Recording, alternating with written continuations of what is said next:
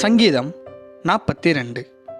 கோராகின் புத்திரரில் உள்ள ராக தலைவனுக்கு ஒப்புவிக்கப்பட்ட மஸ்கீல் என்னும் தாவீதின் சங்கீதம். மானானது நீரோடைகளை வாஞ்சித்து கதறுவது போல, தேவனே, என் ஆத்துமா உம்மை வாஞ்சித்து கதறுகிறது.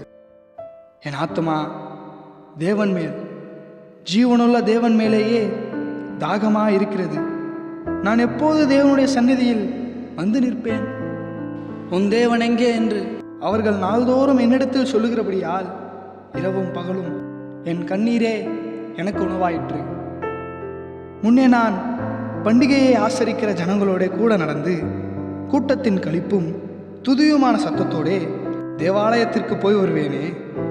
இவைகளை நான் நினைக்கும் போது என் உள்ளம் எனக்குள்ளே உருகுகிறது. என் ஆத்மாவே, நீ ஏன் கலங்குகிறாய்? ஏன் எனக்குள் தேங்குகிறாய்? தேவனை நோக்கி காத்திரு. அவர் சமூகத்து ரட்சிப்பு நிமித்தம் நான் இன்னும் அவரை துதிப்பேன். என் தேவனே, என் ஆத்மா எனக்குள் கலங்குகிறது. ஆகையால் யோர்தான் தேசத்திலும் ஏர்மோன் மலைகளிலும் சிறுமலையிலும் இருந்து உம்மை நினைக்கிறேன். உமது மதகுகளின் இரைச்சலால் ஆழத்தை ஆழம் கூப்பிடுகிறது. உமது அலைகளும் திரைகளும் எல்லாம் என்மேல் புரண்டு போகிறது. ஆகிலும் கர்த்தர் பதற்காலத்திலே தமது கிருபையை கட்டளையிடுகிறார். ராக்காலத்திலே அவரை பாடும் பாட்டு என் வாயில் இருக்கிறது.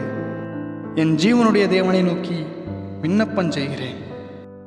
நான் என் கண்மலையாகிய தேவனை நோக்கி, ஏன் என்னை மறந்தீர்?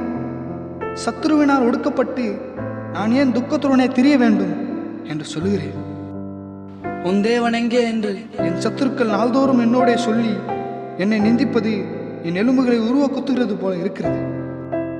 என் ஆத்மாவே, நீ ஏன் கலங்குகிறாய்? ஏன் எனக்குள் தேங்குகிறாய்? தேவனை நோக்கி காத்திரு. என் முகத்திற்கு இரட்சிப்பும் என் தேவனுமாய் இருக்கிறவரை நான் இன்னும் துதிப்பேன். நாங்கள் போடும் பதிவுகள் உங்களுக்கு உபயோகமாக இருக்கிறது என்றால் இதை மற்றவர்களுக்கும் ஷேர் செய்து பகிர்ந்து கொள்ளுங்கள். நாங்கள் போடக்கூடிய அடுத்தடுத்த வீடியோக்கள் உங்களுக்கு வந்து சேர வேண்டும் என்றால் எங்களுடைய சேவியர் சால்வேஷன் சேனலை சப்ஸ்கிரைப் செய்து கொள்ளுங்கள்.